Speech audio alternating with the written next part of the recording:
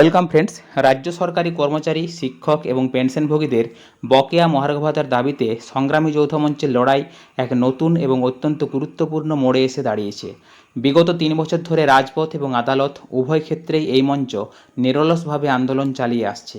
তাদের এই ধারাবাহিক সংগ্রামের ফলে রাজ্য সরকার কিছুটা বকেয়া এড়িয়ে দিতে বাধ্য হয়েছে এবং থমকে থাকা মহার্ঘ ভাতার জট কিছুটা হলেও খুলেছে।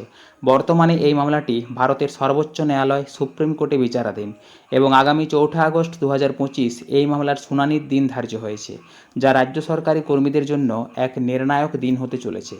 এই গুরুত্বপূর্ণ শুনানিতে সংগ্রামী যৌথ মঞ্চের পক্ষ থেকে কর্মীদের হয়ে সওয়াল করবেন দেশের অন্যতম প্রখ্যাত আইনজীবী এবং ভারতের প্রাক্তন সলিসিটর জেনারেল শ্রী গোপাল সুব্রমণ্যম। তার উপস্থিতি এই মামলায় এক নতুন মাত্রা যোগ করেছে এবং কর্মীদের মনোবল বহুলাংশে বাড়িয়ে দিয়েছে। সংগ্রামী যৌথ মঞ্চের আহ্বায়ক ভাস্কর ঘোষ জানান, তারা রাজ্যের বঞ্চিত সরকারি কর্মীদের অধিকার আদায়ের জন্য সর্বোচ্চ চেষ্টা চালিয়ে যাচ্ছেন। যখন সুপ্রিম কোর্টে ডিএ মামলাটি গতিহীন হয়ে পড়েছিল, তখন সংগ্রামী যৌথ মঞ্চই মামলাকারী সংগঠনের পাশে দাঁড়িয়ে তাকে নতুন শক্তি যোগায়।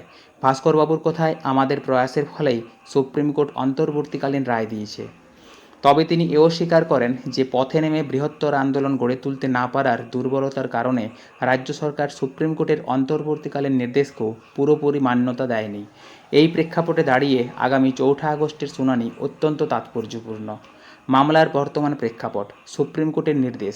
গত ১৬ই মে ২০২৫ সুপ্রিম কোর্ট একটি অন্তর্বর্তীকালীন রায়ে রাজ্য সরকারকে ২০০৯ থেকে ২০১৯ সাল পর্যন্ত বকেয়া ডিএর ২৫% ৬ সপ্তাহের মধ্যে মিটিয়ে দেওয়ার নির্দেশ দেয়। রাজ্য সরকারের অবস্থান: রাজ্য সরকার আর্থিক সংকটের কারণ দেখিয়ে সেই নির্দেশ নির্দিষ্ট সময়ের মধ্যে পালন করতে পারেনি। পরিবর্তে তারা এই অর্থ মেটানোর জন্য ৬ মাস সময় চেয়ে এবং টাকাটি সরাসরি কোর্টে জমা দেওয়ার প্রস্তাব দিয়ে সুপ্রিম কোর্টে একটি আবেদন করে। আদালত অবমাননার মামলা: রাজ্য সরকারের এই গড়িমসির বিরুদ্ধে কর্মচারী সংগঠনগুলি আদালত অবমাননার মামলা দায়ের করেছে। এই জটিল পরিস্থিতিতে সমস্ত পক্ষের চোখ এখন ৪ঠা আগস্টের শুনানির দিকে। শ্রী গোপাল সুব্রমণ্যমের মতো একজন বলিষ্ঠ আইনজীবীর উপস্থিতি কর্মীদের জয়ের আশা আরও উজ্জ্বল করেছে। সংগ্রামী যৌথ মঞ্চ এবং রাজ্যের লক্ষ লক্ষ কর্মচারী ও পেনশনভোগী বিশ্বাস করেন যে তাদের দীর্ঘদিনের এই লড়াই অবশেষে সফল হবে এবং ন্যায় বিচার প্রতিষ্ঠিত হবে। শিক্ষক ও কর্মচারী ঐক্যের জয় অবশ্যম্ভাবী। ফ্রেন্ডস, সুপ্রিম কোর্টের ডিএ মামলা সংক্রান্ত এই ছিল একটা আপডেট, আমি আপনাদের সাথে শেয়ার করলাম। ধন্যবাদ।